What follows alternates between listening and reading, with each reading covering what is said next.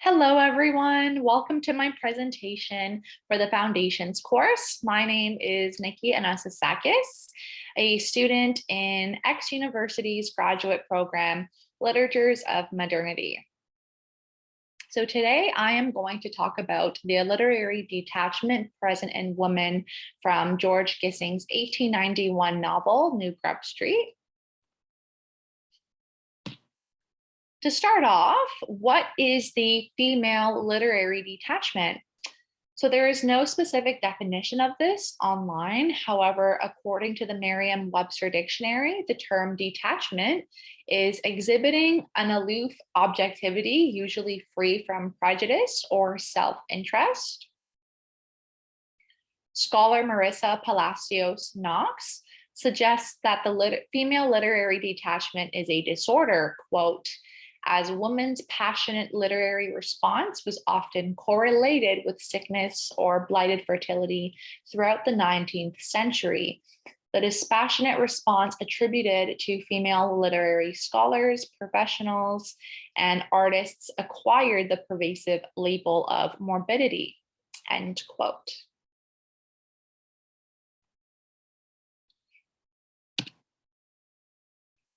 Next, I will be talking about women in the 1800s. So according to Knox, women's identification with literature was absent and misseen. People assumed it took place in ways that was encouraged. Quote, in spite of the problems, physical and otherwise, associated with the traditionally feminine model of emotional reading untempered by rationality and rigor, end quote.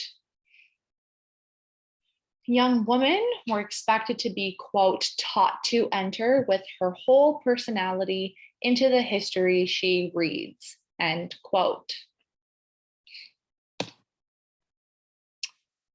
Knox highlights that the issue with women working in the literary industry is that their labor is seen as neither laborious or creative. They are not the, quote, authors, scholars, writers of leading articles, end quote. And they do not take on the weight of research that is assigned to the sub-librarian. Additionally, scholar Penny Bumelha suggests that women during this time period were expected to write only on specific topics. Quote, women could have no reasonable expectation of reporting on areas of activity dominated by men, such as sports, war, finance, or the role of traveling correspondent. Unless they work specifically for women's journals, female reporters must expect to write about social functions, the home, beauty and dress, and philanthropy, replicating in the public sphere of professionalization, the private sphere of domestic ideology, end quote. According to Paula McDowell, women's work and contributions in the literary industry is largely unrecognized, as many writers such as Eleanor James were seen to have minimal experience with writing, when in reality they had up to half a century of experience. This lack of recognition is due to the fact that women's efforts have been historically seen as the duty to serve men's jobs and businesses. Additionally, women's labor in the literary industry during the 17th century and early 18th century, quote, appears to have gone generally unremarked, end quote. In fact, McDowell states that many quote, women printers and booksellers appear to have been mostly taken for granted, considered noteworthy only if they got caught breaking the law or if they were exceptionally skilled or unusual in some other way, end quote. This lack of recognition and silence of women's contributions evidently led to a literary detachment that influenced women to see themselves as capable of reading and writing texts. According to The Atlantic, this shortage of confidence in women is even well quantified and documented in the 20th century.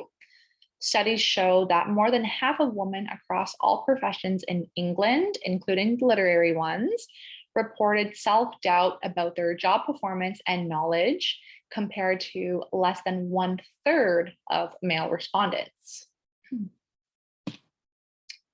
Next, I will be talking about the female character Marion from Gissing's New Grub Street. Before even speaking with Marion, who acts as her father's researcher, Milvan is able to assess her immediately as, quote, a good example of the modern literary girl with a very delicate, pure complexion, though morbid, end quote. Marion's morbidity distinguishes her as a member of a newly visible social category, one in which the woman as library annoyance has been remade as a library casualty. Mulvane is unfazed by the reading room atmosphere in New Grub Street. However, Marion is poisoned by the, quote, warm, headachy air, end quote, of, quote, the valley of the shadow of books, end quote. Marion would always leave her work at the library, quote, faint with weariness and hunger, end quote. Marion's association with literature can be seen as, quote, a morbid excrescence upon human life, end quote. In fact, her self-vision in the literary field portrays her to be a female victim. This can be seen when she visually explains what she identifies as in the British Library reading room. Quote, hapless flies caught in a huge web, its nucleus the great circle of the catalogue, end quote.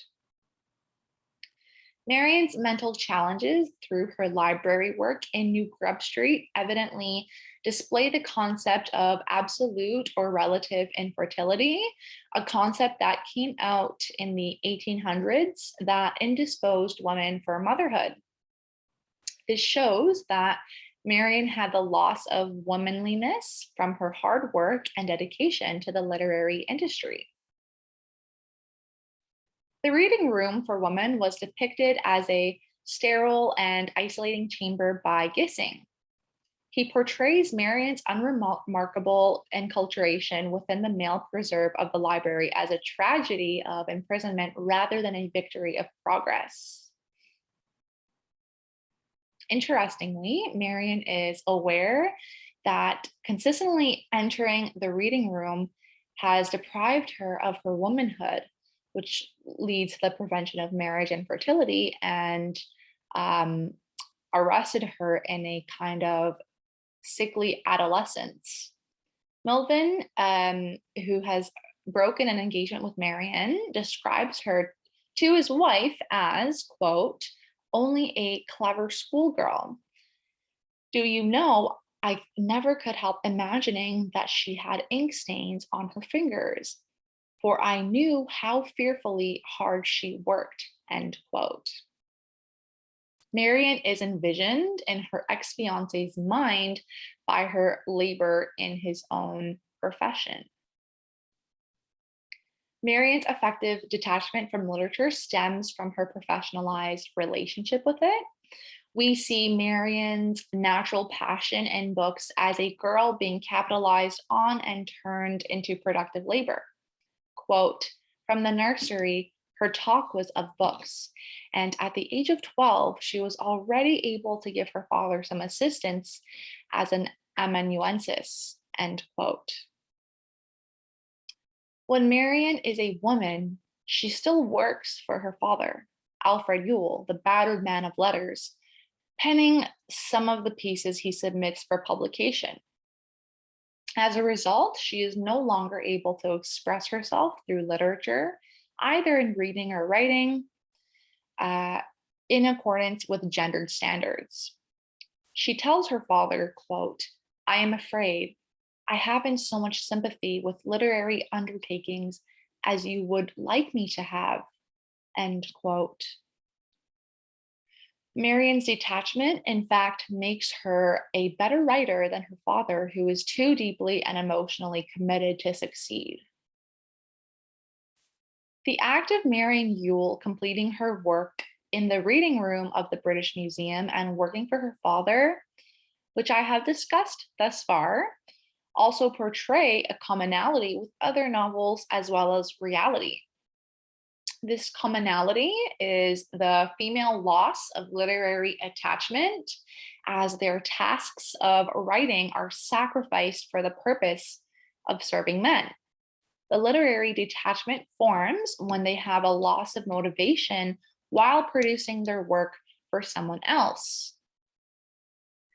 This makes it difficult for them to engage with texts efficiently, as their works are not produced for their own sake, but for others.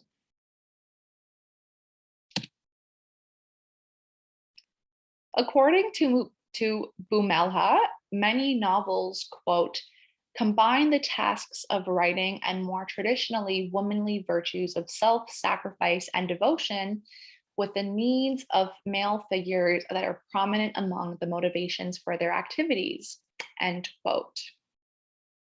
Bumelha also notes that it is, quote, difficult to think of any such female character who actually wants to be a journalist or to write in this way.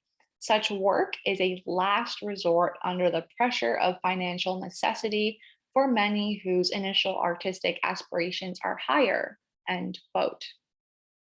Throughout history, journalism and other types of work in the literary industry have shown to not be an occupation in which women found themselves by accident. Instead, it has been shown to be a, quote, very competitive area of professional activity for women, end quote.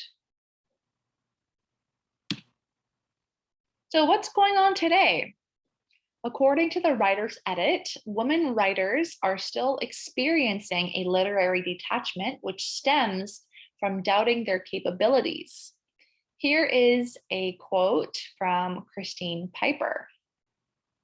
author Christine Piper. Quote, like many women, I've been guilty of self-sabotage, doubting my ability, playing down my talents, taking rejections personally, and being shy about pursuing opportunities. Men are socialized to be confident and champion their abilities, but of course, not all male writers are like this, while women are not.